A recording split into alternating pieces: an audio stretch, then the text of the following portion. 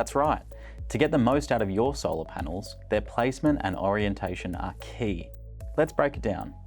Solar panels perform their magic when sunlight hits them perpendicularly.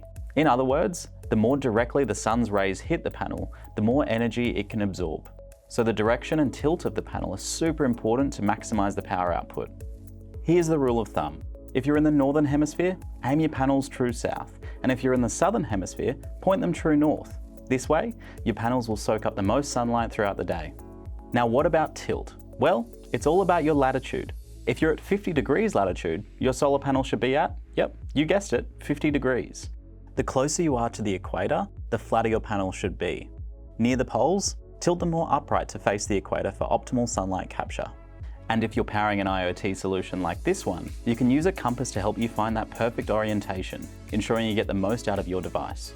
So whether you're powering a home, business, or IoT solution, remember, face the equator, find your perfect tilt, and let the sun do the rest.